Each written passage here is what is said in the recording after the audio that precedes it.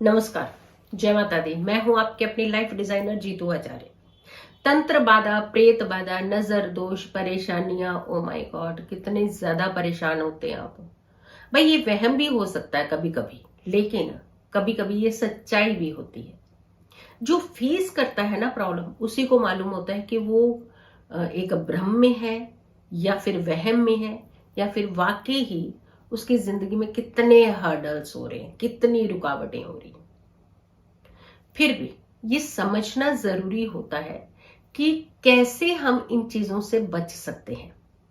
कौन सी ऐसी चीजें, कौन सी ऐसी एक्टिविटीज, कौन से ऐसे उपाय करने चाहिए जिससे हम इन सारी चीजों से बच सकें। देखिए, संकेत को समझना भी बहुत जरूरी होता है। कुछ संकेत, कुछ इंडिकेशंस हमें बड़े इजीली बता देते हैं कि हमारे साथ ये सिचुएशन है, हम इस घेरे में हैं। लेकिन ग्रहों की भूमिका भी समझना जरूरी होता है कि कुंडली में कुछ ऐसे योग बन रहे होते हैं जिसकी वजह से क्लियर क्लियर इंडिकेशन होते हैं कि आपके ऊपर इस तरीके की चीजों का, इस तरीके की नेगेटिव एक्टिविटीज आपके ऊपर हो रखी है। हम सबसे पहले ग्रहों की तरफ बढ़ते हैं कि उपाय भी बहुत जरूरी है, संकेत भी बहुत जरूरी है। सारी चीजें के ऊपर हम बात करेंगे, लेकिन सबसे पहले अगर हम बढ़ते हैं, वो बढ़ेंगे हम लोग कि ग्रहों की क्या भूमिका होती है हमारे जीवन के अंदर। ग्रह किस तरीके से रोल निभाते हैं, जिससे हमें ये पता चलता है कि क्या हम नेगेटिव एनर्जी के घेरे में हैं। चलिए, कुछ ग्रहों के कॉम्बिनेशंस बता रही हूं जो समझना जरूरी है। जो लोग तो कुंडली के बारे में जानते हैं या फिर उनको मालूम है कि कुंडली का कुछ भाग कैसे देख पाए, कैसे समझ पाए, लेकिन जो लोग नहीं भी जानते हैं वो भी थोड़ा सा इसके बारे में अपनी नजर कुंडली देख सकते हैं और कुंडली के माध्यम से थोड़ा सा कॉम्बिनेशन को समझ सकते हैं कि ये चीजें हैं। लेकिन फिर भी अगर आपको नहीं समझ में आता है तो किसी भी विशेषज्ञ से कुंडली दिखा करके उसकी सलाह ले सकते हैं कि क्या ऐसी चीजें हमारे साथ हो रही हैं। क्योंकि ग्रहों के सारे इलाज कर लिया आपने, सब कुछ, उसके बावजूद आपका काम नहीं बन पा रहा है, तो कौन से ग्रहों के इलाज करने हैं। अगर नेगेटिव एनर्जीज का कॉम्बिनेशन बन रहा है तो आपको उन ग्रहों के उपाय करने हैं। चलिए, सबसे पहले देखते हैं कि चौथा भाव हमारी कुंडली का, फोर्थ हाउस, उच्च का राहु होना और मंगल जो है वो वक्रीय अवस्था में द्वादश भाव में होना चाहिए। अगर ऐसा कॉम्बिनेशन आपकी कुंडली में है और साथ के साथ व्यक्ति का जन्म अमावस्या की काली रात में हुआ हो,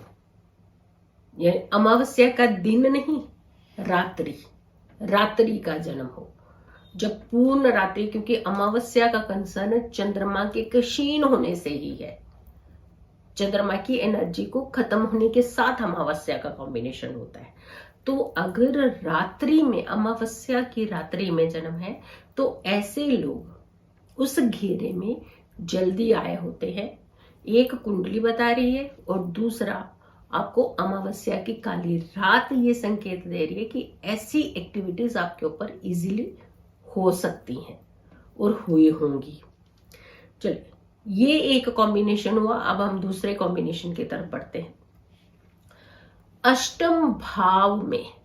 आठवें भाव में, यानी लग्न से जब हम गिनते हैं तो हमारी कुंडली का आठवां भाव, एट्थ हाउस में अगर शनि के साथ चंद्रमा हो, शनि के साथ चंद्रमा हो, और सबसे बड़ी बात है कि चंद्रमा एक तो शनि के साथ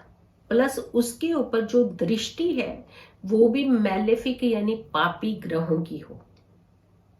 तो ये कॉम्बिनेशन जो होता है ये भी साफ साफ संकेत होते हैं कि अचानक आपके साथ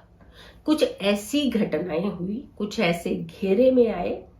कई बार हम लोग जाते हैं ना तो रास्ता क्रॉस कर देते हैं, चौराहा, और चौराहों पर कुछ लोगों ने अपनी नेगेटिव एनर्जीज को वहां पे स्प्रेड किया होता है, जबकि ये चीजें गलत है, नहीं करनी चाहिए। क्योंकि एक तरफ आप अपना हित करते हैं, दूसरी तरफ दूसरों का नुकसान भी करते हैं। तो ये हमेशा ऐसी चीजें, ऐसी एक्टिविटीज होती है वो खुले मैदानों में ऐसे दूर जा करके करनी चाहिए जहां किसी व्यक्ति को, विशेष को इसका नुकसान ना हो। बट एनी हो, अगर आपने कुछ ऐसी ही चीजें क्रॉस करी हैं तो वो अचानक कोई बहुत ही ज्यादा नेगेटिव एनर्जीज थी जो आपको कैच की है, ये तब करती है जहां से पहचानने की बात करें कि 8वें भाव, अष्टम भाव में शनि के साथ कमजोर चंद्रमा हो, ये ध्यान रखने की जरूरत है। और अब आती है एक और कॉम्बिनेशन की बात करते हैं कि ज्यादातर लग्न जो होता है, पहला भाव कुंडली का होता है, वो ज्यादातर मैलिफिक प्लैनेट्स के साथ कॉम्बिनेशन बना रहा हो या उसके ऊपर दृष्टि हो कि लग्न यानी हम व्यक्ति विशेष, लग्न का मतलब हुआ हमारा रिप्रेजेंटेशन, एक व्यक्ति को डिफाइन करना है अगर, तो लग्न जो होता है वो बहुत इंपॉर्टेंट होता है। यानी किसी के बारे में पता करना है तो लग्न से पता कर सकते हैं कि कैसा है व्यक्ति, किस तरीके का है व्यक्ति, क्या करता होगा व्यक्ति, यानी बहुत सारी चीजों उसके ओवरऑल लुक के ऊपर भी इसका कॉम्बिनेशन जो है इमीडिएट बनता है। तो लग्न का संबंध, बाकी डेफिनेटली भाव का संबंध होता है कि उसका वर्क हाउस हो गया, उसका कर्म हाउस हो गया, कई सारी चीजें, लेकिन लग्न से, लग्न में अगर कोई भी कॉम्बिनेशन मैलेफिक यानी पापी ग्रहों का बन रहा है तो भी ऐसे व्यक्तियों को जल्दी नेगेटिव एनर्जी जो है कैच होती है, वो बहुत जल्दी इस घेरे में आ जाते हैं, जहां से थोड़ा सा उन्हें निकलने की जरूरत होती है अपने मनोबल को बनाए रखने, क्योंकि सबसे पहले उनका मनोबल गिरता है, सबसे पहले उनकी हेल्थ डाउन होती है, और हेल्थ डाउन होगी तो व्यक्ति कमजोर होगा, तो हमेशा उसके अंदर का एक मॉरल जो है वो भी डाउन होने लगता है। ये एक कॉम्बिनेशन भी जो है वो भी आपको साफ साफ इंडिकेट करता है कि आप इस तरीके के घेरे में है, आपको थोड़ा सा अपने आप को संभालने की जरूरत है, बचने की जरूरत है। निर्बल चंद्रमा, अगेन कम डिग्री का चंद्रमा प्लस पाप दृष्ट ग्रहों के साथ पापी दृष्टि, यानी जैसे शनि की दृष्टि हो गई, मंगल की दृष्टि हो गई, या फिर राहु की दृष्टि हो गई, यानी ऐसे ऐसे प्लैनेट्स की। राहु के तो डेफिनेटली शैडो प्लैनेट्स है, बट फिर भी उसका जो कॉम्बिनेशन बनता है अगर बन रहा है आपकी कमजोर चंद्रमा के साथ, और वो भी अगर कई बार होता है कि चंद्रमा के साथ ही नेगेटिव प्लैनेट्स बैठे होते हैं और उसके ऊपर नेगेटिव इम्पैक्ट भी होता है, तो ये कॉम्बिनेशन खास करके कहा जाता है कि 12th हाउस में हो, अगर 12th हाउस में हो खास करके, तो ये कॉम्बिनेशन भी आपको साफ साफ इंडिकेट करता है कि आप भाग तो हॉस्पिटलों में रहे हैं लेकिन आपका इलाज नहीं हो रहा, पैसा खर्च कर रहे हैं आप हॉस्पिटलों पर आपका इलाज नहीं हो रहा। तो ये समझ जाइएगा कि ये संकेत भी एक तरह का दे देते हैं कि आपका बार बार ऐसी चीजें हो रही है तो नहीं हो रहा, बट कुंडली के अंदर आप कैसे समझें कि इस ग्रह के कारण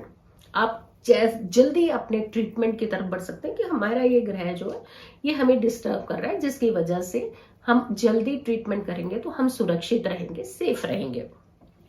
तो सिर्फ और सिर्फ संकेत नहीं,